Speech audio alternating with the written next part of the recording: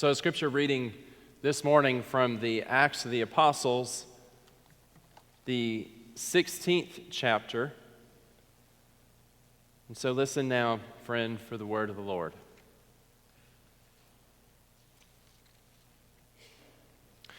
During the night, Paul had a vision. There stood a man of Macedonia pleading with him and saying, "Come over to Macedonia and help us." When he had seen the vision, we immediately tried to cross over to Macedonia, being convinced that God had called us to proclaim the good news to them. We set sail from Troas and took a straight course to Samothrace, the following day to Neapolis, and from there to Philippi, which is a leading city in the district of Macedonia and a Roman colony. We remained in the city for some days. On the Sabbath day, we went outside the gate by the river, where we supposed there was a place of prayer, and we sat down and spoke to the women who had gathered there. A certain woman named Lydia, a worshiper of God, was listening to us.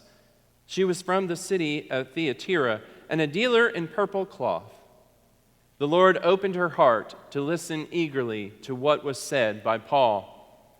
When she and her household were baptized, she urged us, saying, "If you have judged me to be faithful to the Lord, come and stay at my home." And she prevailed upon us. This is the word of the Lord. Thanks be to God. Well, friends, it is good to be back in the pulpit. I was here last week, but it was Youth Sunday, and I was not here the week before. I want to thank Joel from Ferncliff for delivering the word to us 2 weeks ago. I want to thank our youth last week for delivering the word to us. I was very inspired, as I know the congregation was, by what you all did and said. So, but it is good to be back among you, and good to be back sharing. I hope what is a word today. So last Saturday, 8 days ago, I ran my first marathon. Now, I'm not boasting. Do not hear it as a boast or a brag. It was nothing heroic, believe me. I mean, I was just a mere several hours off of the world record time, but I won't brag about that.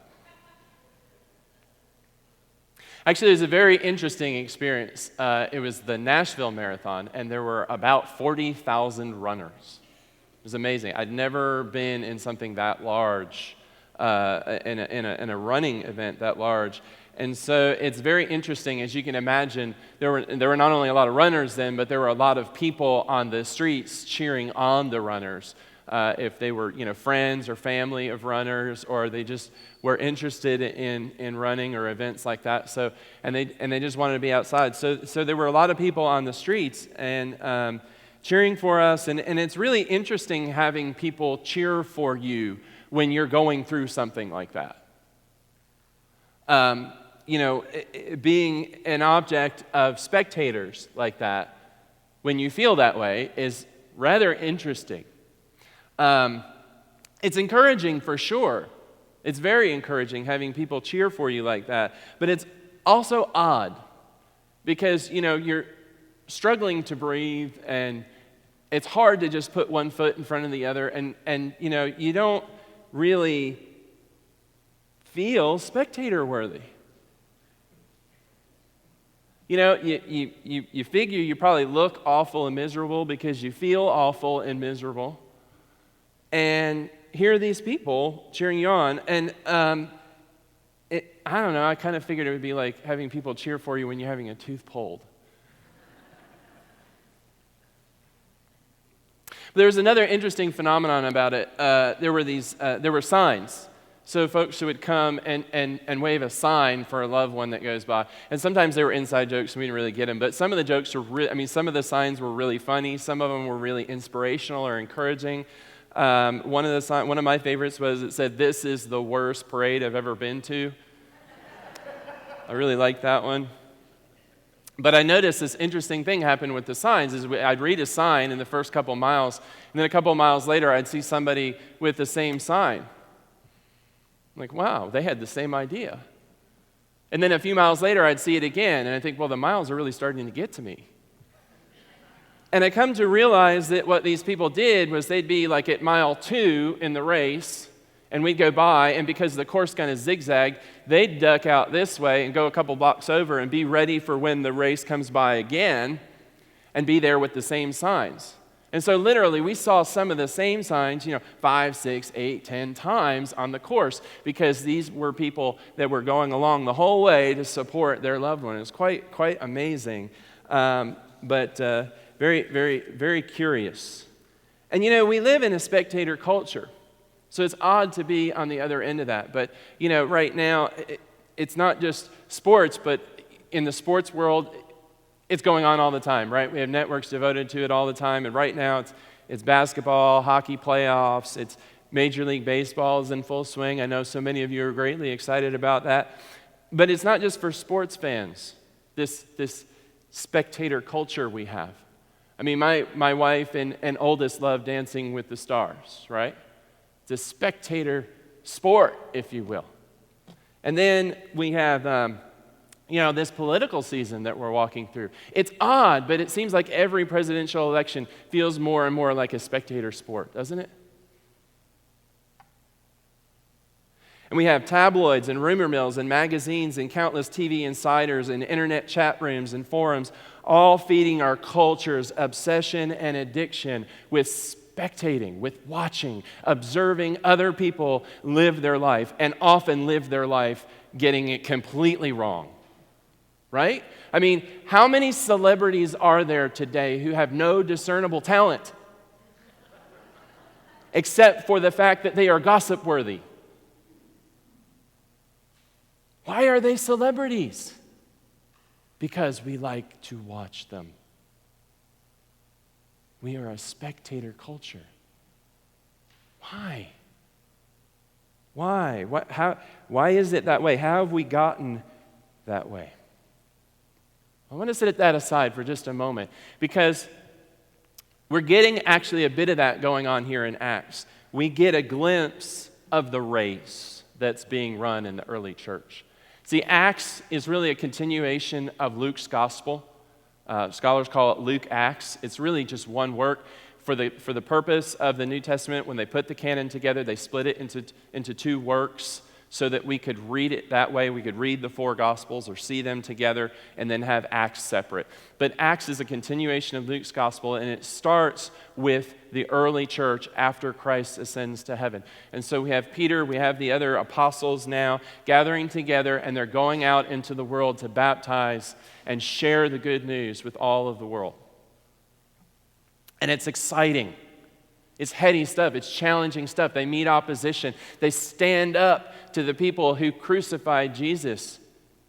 They have tongues of flame come upon them, and they speak all these different languages that they don't know, and everybody understands everyone. It's fascinating. We have stories of jailbreaks that aren't jailbreaks. We have stories of people going into new parts of the world to share the good news. And we're going to see some of these stories in coming weeks. But it's interesting because we get a view, just a little glimpse of one section of the race, and there's Peter.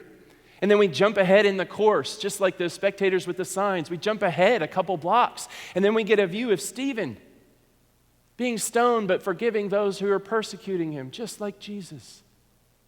And then we skip ahead a little bit, and we see Saul, who was one of those who approved of Stephen's stoning. But now he's confronted with the living Lord. And he changes and becomes Paul. And then we skip ahead and we see where we see today Paul in Macedonia. He's gone to Philippi. He's gone into Europe. They're all running the race, and we get a little glimpse here and there along the course. We're spectators, see, of the early church. And it's fascinating.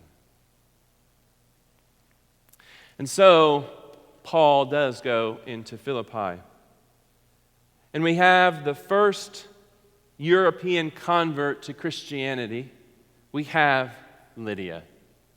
And how appropriate is it that we read about Lydia on Mother's Day, a day to recognize the contributions of all women to the church, our spiritual mothers, if you will. It's great to read about Lydia, a mother to the church in all of Europe.